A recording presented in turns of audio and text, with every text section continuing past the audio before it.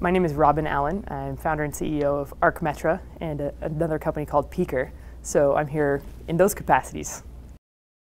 I'm originally from California, and we're based in Boston. This week at Catalyst, I wanted to give a perspective about the energy sector because the context of this week is social media and social networks. And to me, the energy sector, and in particular the electric grid, is a social network that most people don't think of that way. So I wanted to provide a different perspective on that and kind of challenge people to think out of the box a little bit. I think one of the tasks of a team leader of any team, of a sports team, of a startup team, of a community business team, is to provide vision but also grit. An example of, well, here's how I think we should all work. I will sometimes be given examples by my coworkers, by other people on my team who really step up and show me what to do. But on other days, I'll be the one that steps forward and says, hey, let's move in this direction. So I see that as my role.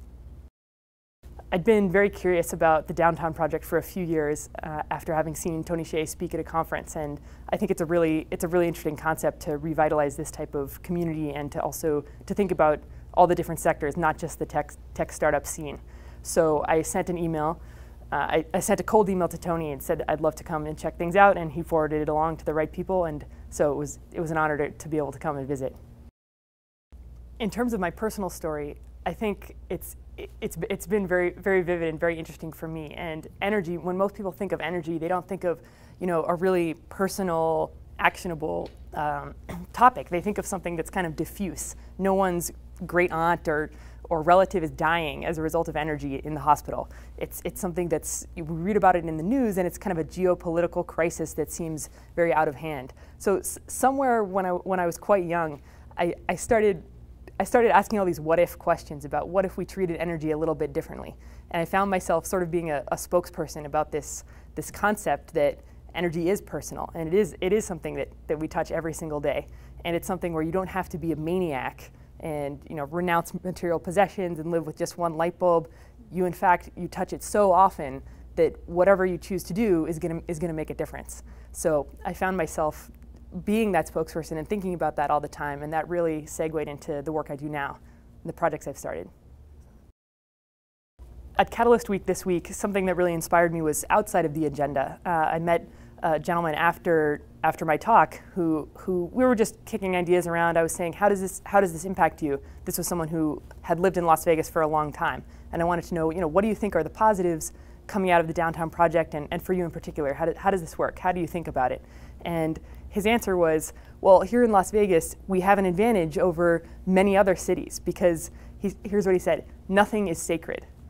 There are so many casinos that if you explode one or two of them and put in offices and put in co-working space and a place for entrepreneurs and support infrastructure for other types of businesses, you're making an immediate impact without offending anyone.